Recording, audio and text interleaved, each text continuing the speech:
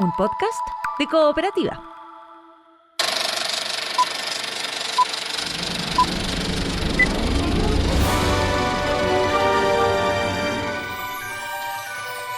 Hola, ¿cómo están? Soy Joel Poblete y este es Estrenos y Razones, el podcast que te cuenta por qué ver y por qué no ver alguna de las películas que están dentro de la cartelera nacional. Esta es una presentación de cooperativapodcast.cl. I need to warn you. The storm is near. Napoleon is coming.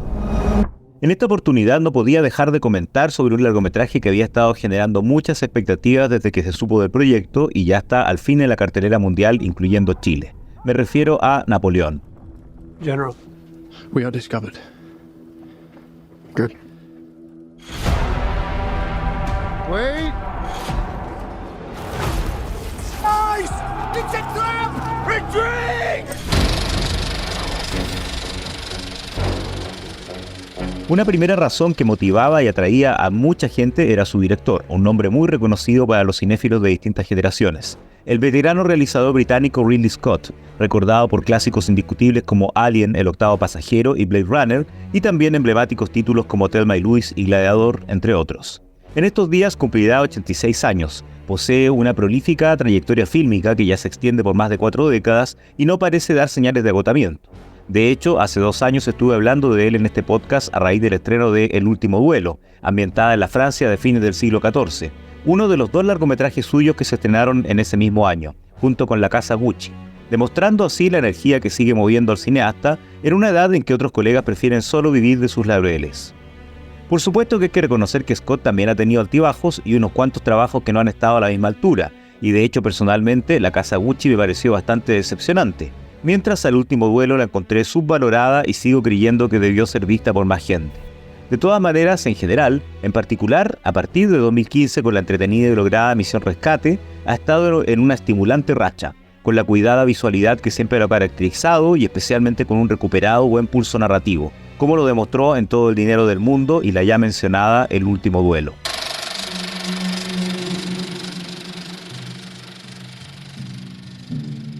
Y si Scott ya es un imán cinéfilo para muchos y muchas, también generaba bastante curiosidad que su nueva película fuera sobre Napoleón, lo que es otra razón que explica el interés del público potencial. Ya el hecho de que se trate de un film de época dirigido por este cineasta es atractivo. Aunque sea tan recordado por cintas de ciencia ficción como Alien y Blade Runner, o contemporáneas como Thelma y Louise, los tiempos pretéritos siempre han sido un innegable interés para el realizador británico, desde su ópera prima de 1977, Los duelistas, ambientada a principios del siglo XIX. En su filmografía hemos visto desde La mirada a la colonización hispánica en 1492, La conquista del paraíso, o el Egipto del Antiguo Testamento en Éxodo, Dioses y Reyes, hasta sus trabajos que transcurren en la Edad Media, como su abordaje de la era de las cruzadas en El reino de los cielos, su versión para una figura legendaria como Robin Hood, o la película que ya he mencionado acá antes, El último duelo, y por supuesto su retrato del Imperio Romano en la exitosa y premiada Gladiador. Con esos antecedentes, sin duda que una biografía fílmica de una figura tan legendaria como Napoleón en manos de Scott podía ser un trabajo memorable. Acá seremos testigos de los avances y progresos del estratega militar y emperador galo a lo largo de 3 décadas, desde que era un veinteañero en plena Revolución Francesa y le toca ver la ejecución de María Antonieta hasta su propia muerte en el exilio en 1821. Y entre medio lo veremos en algunos de los principales hitos de su carrera pública, bélica y política, incluyendo sus campañas en lugares como Egipto o Rusia, o batallas tan emblemáticas como Austerlitz y Waterloo. Y tan relevante como las maniobras militares sería para él su historia de amor con Josefina, que en este nuevo film aparece como uno de los principales ejes narrativos.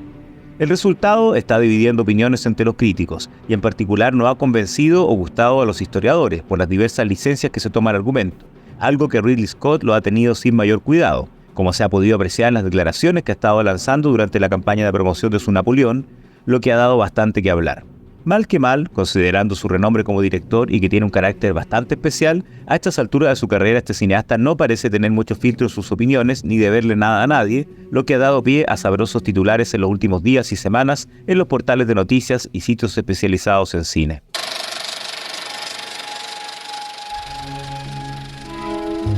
Desde los tiempos del cine mudo, con el legendario Napoleón del director Abel Gance, Esta icónica figura histórica ha aparecido como personaje protagónico o secundario en más de 30 largometrajes, interpretado en la pantalla por los más diversos y reconocidos actores, entre ellos Chad Boyer, Marlon Brando, Rod Steiger, Ian Holm y Daniel O'Toole.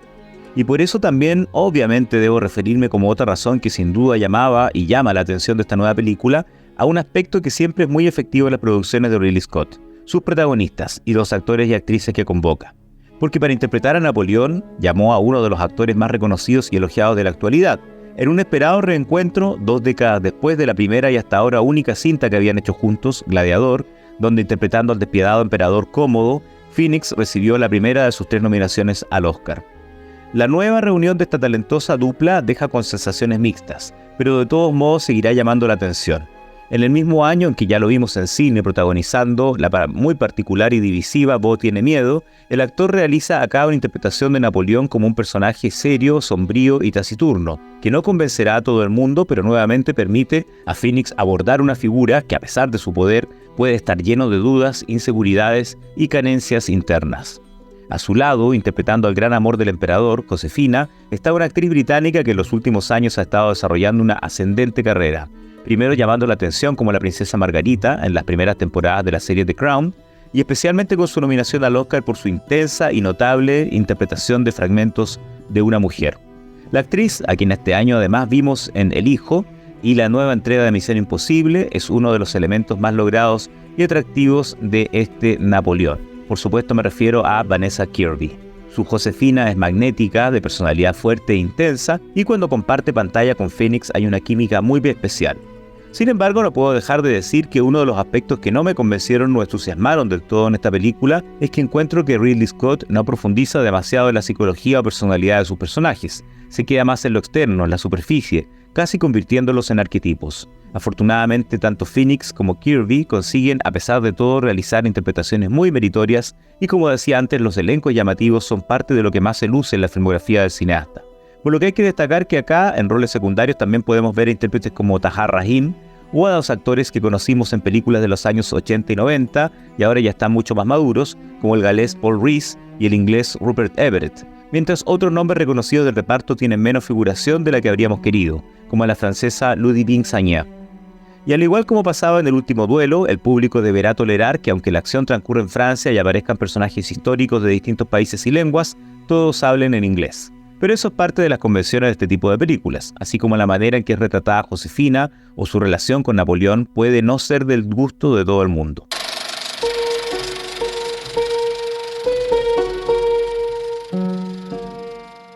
Aunque aspectos como los momentos sangrientos o violentos de algunas batallas o las escenas sexuales quizás incomoden a más de algún espectador o espectadoras que sean más tradicionales o que solo querían apreciar una película de época en el sentido tradicional, incluso ellos tendrán que reconocer que hay elementos artísticos muy atractivos y logrados. El cuidado acento en lo visual siempre ha sido uno de los sellos en el cine de Ridley Scott, y en este caso los elementos artísticos están muy bien conjugados, agregando así razones para no perderse Napoleón. La belleza de las locaciones reales en castillos, palacios, salones y escenarios naturales de Inglaterra, Francia, Malta y Marruecos está equilibrada con el uso de efectos digitales que complementan la ambientación, por ejemplo en las batallas y enfrentamientos bélicos que están increíbles. Los distintos rubros artísticos y técnicos permiten una vez más el lucimiento de destacados profesionales que ya son habituales en la filmografía de Scott en las últimas 2 décadas, como el director de fotografía Dariusz Wolski, a quien ya he destacado en este podcast tanto por su trabajo con Scott en El Último Duelo, como también por la película que le trajo su primera nominación al Oscar, Noticias del Gran Mundo. También vuelven a colaborar acá con Scott el excelente diseñador de producción Arthur Max, 3 veces nominado al premio de la Academia de Hollywood por películas de este realizador, incluyendo Gladiador, por la cual sí ganó la estatuilla al mejor vestuario la veterana Janty Yates, que nuevamente acá es la diseñadora de un vestuario muy atractivo, en el que contó con el apoyo y colaboración de David Crossman para los uniformes militares.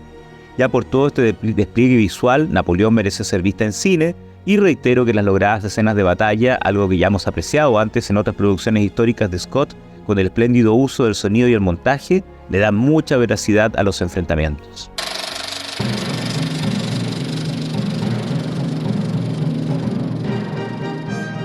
Por último, también hay que elogiar como una razón la banda sonora, algo que además suele destacarse en las películas de Ridley Scott, lo que no es de extrañar Si recordamos que en el pasado lo han conseguido en su filmografía músicos como Jerry Goldsmith en Alien, Vangelis en Blade Runner y 1492 La Conquista del Paraíso, o en Gladiador Hans Zimmer y Lisa Gerrard. Todas soundtracks muy inolvidables. En esta oportunidad, luego de trabajar en sus dos películas de 2021, El último duelo y La casa Gucci, con un compositor con el que ya ha colaborado antes, Harry Gregson Williams, ahora Scott encomendó la partitura original al británico Martin Phipps, quien hasta ahora ha destacado sobre todo en producciones televisivas, entre ellas The Crown, y aquí tiene su primera colaboración con este renombrado cineasta. La composición de Phipps es adecuada y efectiva, y sus melodías e instrumentos utilizados evocan sones de la época en la que transcurre la historia, aunque hay que reconocer que en muchos momentos llama más la atención o tiene más figuración el uso de fragmentos de música docta compuesta por reconocidos autores clásicos, o en las primeras escenas emblemáticas, canciones populares asociadas a la Revolución Francesa, como Ça ira en la versión de la mítica Edith Piaf o La Carmagnole. Por otro lado, un elemento muy curioso que me llamó mucho la atención es el uso de la música original de otra película en escenas muy significativas, asociando esa melodía a la relación entre Napoleón y Josefina, usando un hermoso fragmento de la partitura nominada al Oscar de Darío Marianelli para Orgullo y Prejuicio. Algo no muy habitual que una banda sonora, o en este caso una melodía que se asocia a otra película, intervenga o sea parte de una nueva banda sonora, un caso bastante particular. Napoleón se extiende por 2 horas y media, aunque Ridley Scott ya ha anunciado que una versión extendida de aún más larga duración se podrá conocer cuando la película más adelante se estrene en la plataforma Apple TV. Al igual como lo mencioné hace 2 años con El último duelo, a pesar de los aspectos que no convenzan o entusiasmen, definitivamente esta nueva película es uno de esos largometrajes que invitan a ser vistos y apreciados en la pantalla grande. I believe I speak for all of us. We will all sleep again without this vermin.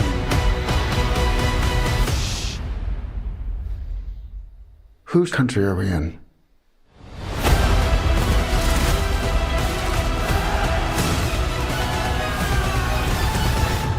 Mine.